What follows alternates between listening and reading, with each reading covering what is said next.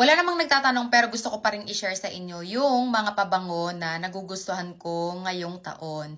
Ito ay nabili ko lang naman ng mga sale kasi hindi ako nabili ng mga regular price ta.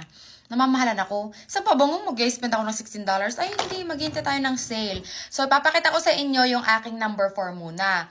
Akala ko dati, ang paborito kong scent ay, aside from yung mga pabango ng Dior, ng mga YSL, ganun, hindi muna yon. Dito muna tayo sa eri-eri, sa pangmasa, ganun. So, ang top 4 ko muna ay Bath and Body Works na Cotton Candy Clouds. Ito sobrang bango, pang 14 years old o kaya 16. Basta pang teenager siya. Very bagets ang atake. Susunod is ito namang Victoria's Secret na, parang lutang na naman ni.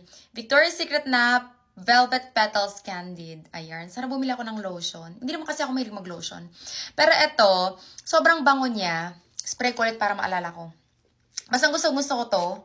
Tapos ang tagal niya ding matanggal. Hindi ko alam kung dapat ini-spray ba siya sa skin. Pero kasi pag sa damit kong ini-spray, parang umaalis yung amoy, parang sabi niya ayoko dito, parang di siya sumasaya kung nasan siya. So i-spray ko siya sa dito sa kamay ko para Ito naman, na siya, parang pa-adult role ka na. Parang entering 20s na ang atake mo sa amoy na to. Gusto ko din to, very sweet pero parang ready nang lumaban sa buhay.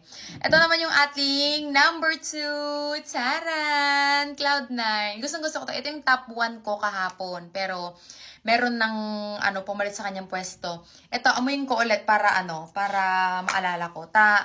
Parang magkakapinsan sila ng amoy. Hindi ko alam basta alam kung anong ranking nila. Ito talaga. Alam mo yung eraser na mabango? Alam mo yung ganun yung amoy niya. Yung amoy bubble gum. Tapos pag inamoy mo to, hindi siya hindi ko masabi kung 18 years old pa 20, mga ganun. Basta pag inamoy mo to, parang hindi na minor de edad. Parang ready ka nang tahakin ang mga pagsubok ng buhay. Ganun. Para sa ating number 1, Saran! Ito yung Confetti Daydream. May kwento muna ako. Alam nyo ba, nag-order ako ng mga, alam mo yun, random scent sa kasi nakasale sila $3.95. Ang original price nito ay $16.95. So, ang laki ng tinipid ko, diba? Kasi diba nagsisale ang Bath and Body Works kapag June?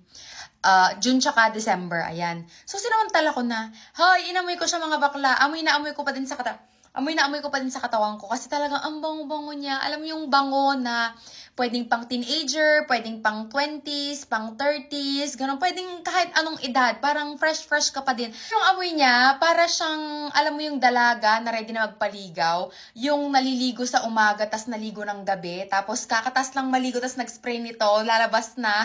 Ready nang umawara. Ganun ang atake nito.